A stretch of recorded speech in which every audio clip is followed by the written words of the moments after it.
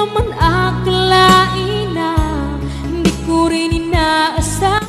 Narito tayo ngayon upang matunghayan ang nakakapanabik na update sa istorya nila Kuya Ruel at ng dalaga na si Miss Rachel.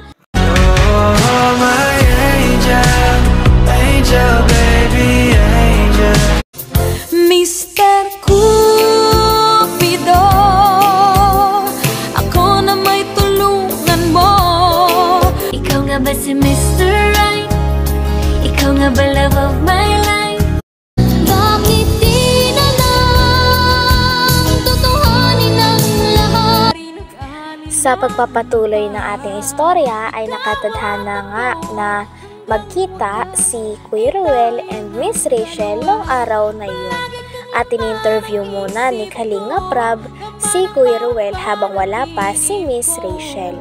Kinamusta niya si Kuya Ruel at nalaman niya na okay naman daw si Kuya Ruel kahit kakagaling lamang nito sa sakit. Tinanong naman ni Kalinga Prab kung kamusta sila ni Miss Rachel. Sabi naman ni Kuya Ruel ay okay lang daw sila at syempre yung connection naman nila ay getting to know each other pa din and nakakausap na daw nila yung isa't isa at nag-update sila.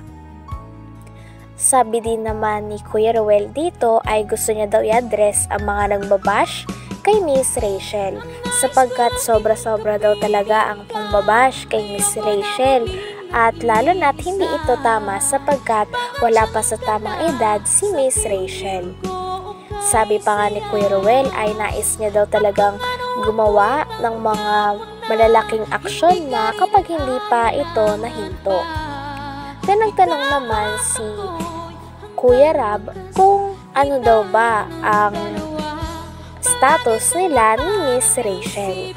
Sabi naman ni Kuya Ruel ay sa ngayon daw ay getting to know each other pa rin daw. Kinikilala nila ang isa't isa, yung mga ugali at yung mga pamilya nila, kung ano yung status nito at kung ano yung magandang connection para sa isa't isa. Talagang kinikilala pa lang daw nila yung isa't isa. Sabi naman ni Kalinga Prab ay, Ruel, sino mas swerte ba sa inyo ni Rachel? Sabi naman ni Kuya Ruel ay, actually po parehas po kami kasi may benefits po yung isa't isa sa amin. Dahil po sa kanya ay natutulungan din po ako sa YouTube, pati rin po siya.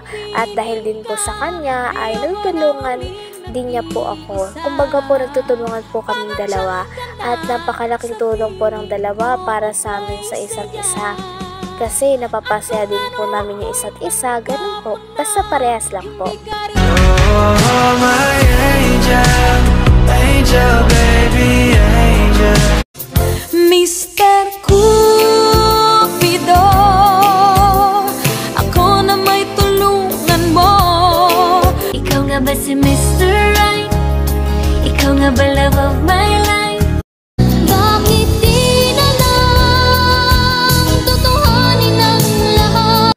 Pagtapos naman ito ay umupo na sila sa mesa sapagkat balak na talaga nilang antayin si Miss Rachel.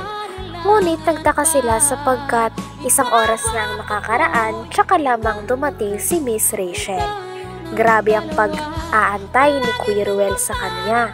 At isa pa sa nakakagulat ay noong pagdating ni Miss Rachel ay may kasama siyang ibang lalaki. Bumungad naman si Kuya Arjun doon at pinakilala kaagad ni Miss Rachel ang lalaki na kasama niya. Ito daw ay kanyang best friend. Papasok pa lang sila Miss Rachel ay talagang parang umiinot na ang tensyon sa pagitan ng dalawa. Sapagkat mukhang hindi na natutuwa si Kuya Ruel at biglang nag-iba ang mood nito. Kanina ay excited pa siyang makita si Miss Rachel, ngunit nang dumating ito ay parang biglang napakunot ang noo at nawala sa mood si Kuya Ruel. Pinakilala din ni Miss Rachel ang lalaki na best friend niya kay Kuya Rab. Pagkatapos nito ay umupo na sila. At pagkaupo doon nila Miss Rachel ay sabi ni Kuya Ruel ay, Bakit ngayon? Bakit ngayon ka lang? Grabe kayo yung mga miss calls ko sa'yo. Alam mo ba, nung nagpa-load pa ako para lang ma-chat kita at matawagan kita kasi hindi ka sumasagot sa messenger eh. Kaya nagpa-load pa ako para matawagan talaga kita. Bakit ganun? Nag-reply naman si Miss Rachel at sinabing, kasi kasama ko yung best friend ko pati si Trixie. Nasa tricycle kasi baka hindi ko lang narinig. Tapos habang nakasakay kasi kami doon ay nagkikwentuhan din kami sa project namin. Sorry kasi hindi ko napansin eh. Kahit nag-sorry si Miss Rachel ay walang-wala pa din talaga sa mood si Kuya Ruel. At inalok din ni Kalinga Prab si Kuya Ruel na kumain na sila at kumain na si Kuya Ruel muli. Ngunit nag-reply lang si Kuya Ruel na sila na lang daw kasi wala na siyang gana. Oh, my angel, angel, baby, angel. Mr. Cupido, ako na may tulungan mo. Ikaw nga ba si Mr. Right? Ikaw nga ba love of my life? Bakit di na lang tutuhanin ang lahat? Grabe na nga ang tensyon sa pagitan ng dalawa at kitang-kita na talagang hindi na okay si Kuya Ruel. Kitang-kita din na talaga namang nagsiselos si Kuya Ruel sa pinakilala ni Miss Rachel na best friend niya. Paano kasi si Kuya Ruel ay talagang nag-antay ng napakatagal na oras. Tapos pagdating ni Kuya Rachel ay makikita niya lamang na may kasama itong lalaki pati si Trixie. Kaya naman siguro nalungkot si Kuya Ruel. Pagtapos naman ito ay nagpaalam ang best friend ni Miss Rachel na kung pwede ay umalis na. Ngunit pinigilan ito ni Kalinga Prab. Pinigilan ni Kalinga Prab ang best friend ni Miss Rachel na umalis sapagkat sabay-sabay na lang daw sila uuwi. Tinanong niya naman ang lalaki na best friend ni Miss Rachel at sinabing, "Bro, bakit gusto mo nang umuwi?"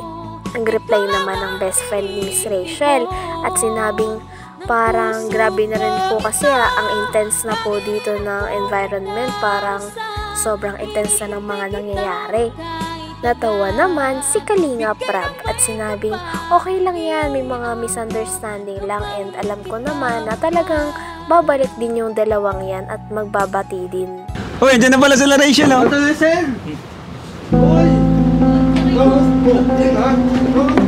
Long time no see.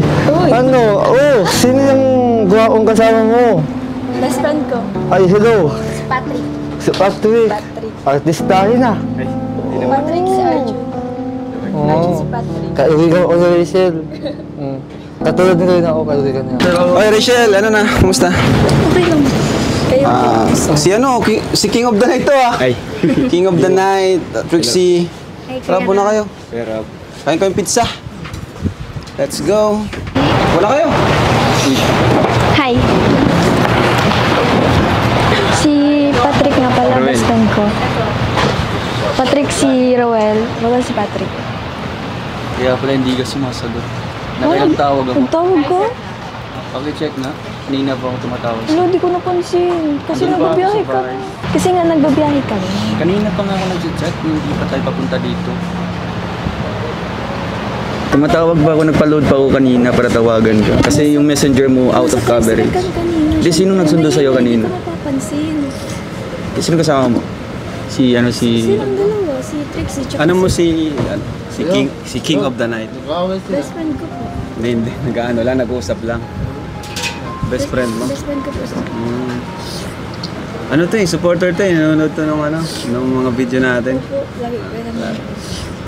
Ba't kasama mo siya ngayon dito? Naggawa po kami ng project namin. Okay. So kayo yung magkagrupo. Opo. Grabe. Di ba minsan kanina pa tayo dito? Kanina Nakailang tayo, pizza Kuya na tayo. Tingnan mo. Oo, medyo kanina. Pero okay lang yun. Kain na kayo. Kain na. Chill. Relax lang tayo. Nag-away talaga sila eh. Tanungin mo. At Rachel, Roel. Nag-away ba kayo? Ano bang problema? Ano bang problema? Di yan nag-aaway.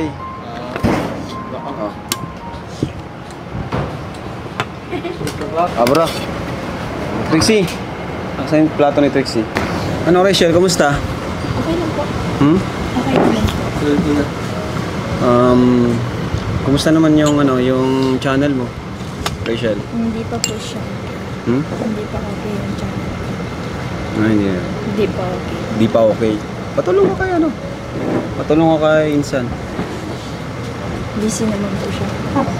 Busy?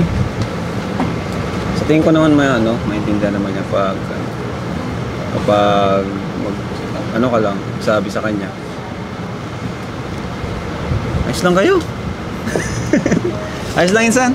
Okay lang. Medyo na si Insan Walang yan. Kanina pa kasi yan nagtawag. Kanina pa. Hindi ko kasi napapansin. Kasi ang hinihin ng tricycle. Tsaka nagkukwentuhan din kami about sa project namin. Kanina pa yan ay excited kang makita. Kain na kayo. Salamat. Sana all my best. Okay. Ikaw, Insan, kumain ka na? Huwag na Insan, wala na akong gaana. Kanina pa tayo dito. Ilang naubos na atin. Rachel, okay lang ba? Umalis na ako. Kumain na. Sabay-sabay na tayo. Sige. Bakit nahiya ka? Uy, Ha? masyado nung intense. Hindi, okay lang yan. Ano lang yan. Kunting misunderstanding lang. Maging okay din yan dalawang yan. Hanggang dito na lamang muna ang ating update sa nakakapanabik at napaka-intense na istorya nila Kuya Ruel and Miss Rachel. Maraming salamat sa inyong panonood. Bye!